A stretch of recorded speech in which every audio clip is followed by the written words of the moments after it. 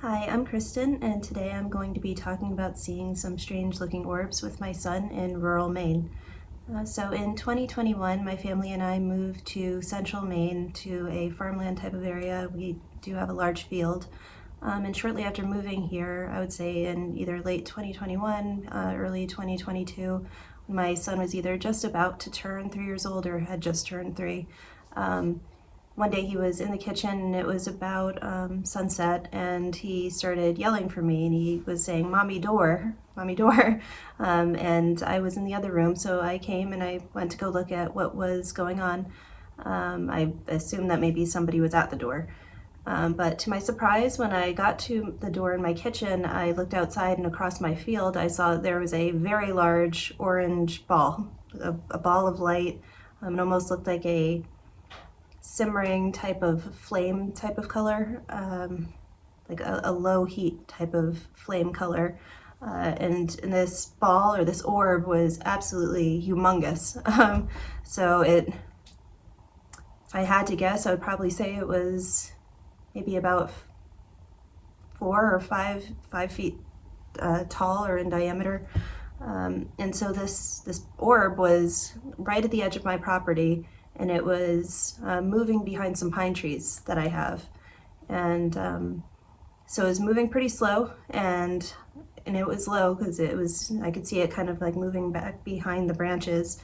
And so I quickly went outside with my son and kind of watched where it was going. So it continued in a straight line parallel with my field, and then I had some woods behind my home, and it turned. It kind of made a 90-degree turn, and it started descending down directly into the woods behind my house.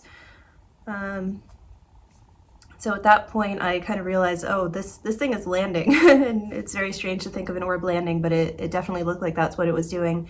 So I had my son next to me, and I thought, like, oh, I don't know what it's going to do. I don't know if it's going to turn into something else or what's really happening. And so I told my son, like, get back inside, like, go back inside. You shouldn't be out right now. I don't know what that thing is doing.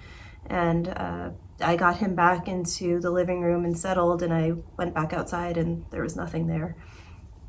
So that was pretty strange. That was the lowest and closest orange orb that I've ever seen. And then cut to about a couple years later, my son was up in the middle of the night and he was just very cranky. He had been just awake all day. He hadn't napped, and at a certain point, like he was just kind of having a meltdown because I want to say it was about midnight or 1 a.m. He was still awake and he was very tired. So the rest of my family was trying to get some sleep, and I told my son, like, we have to go back downstairs and kind of wait this out until you get tired, even more tired, so that you can fall asleep, so that we don't disrupt everybody else and wake them up.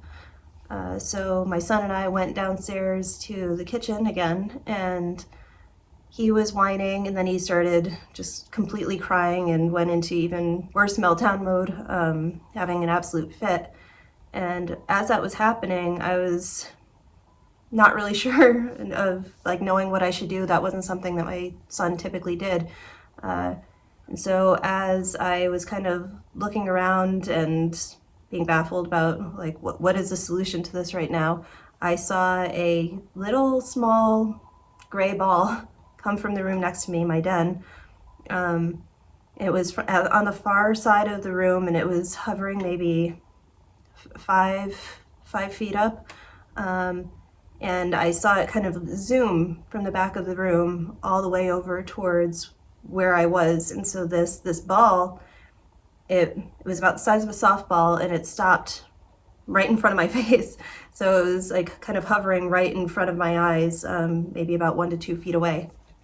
And the strangest part of seeing that wasn't even the fact that there was a little gray orb or a gray ball floating in the air. It was the fact that it was covered in tendrils.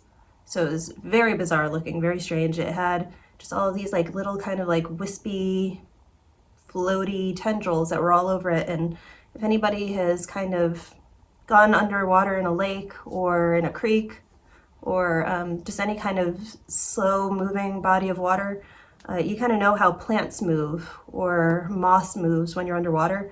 And so the tendrils that were on this gray orb were kind of moving like that. They were kind of like, yeah, like swaying all in unison. And at that point, I was looking at it. I didn't know what to think, but I was also very much aware of the fact that my son is standing right there and next to me. And so I kind of swirled around to look at my son, and I said, "Do you see this?" And on his face was just this look of utter shock. And so he, at that point, within just a few seconds of both of us seeing this little gray orb, he completely stopped crying. His fit stopped. He wasn't having a meltdown anymore, and he was just very, very afraid. And he didn't respond to me. He just turned around and ran. And so as he was running out of the room the opposite direction from where this orb was, I turned around and I looked for it again, and it was gone at that point.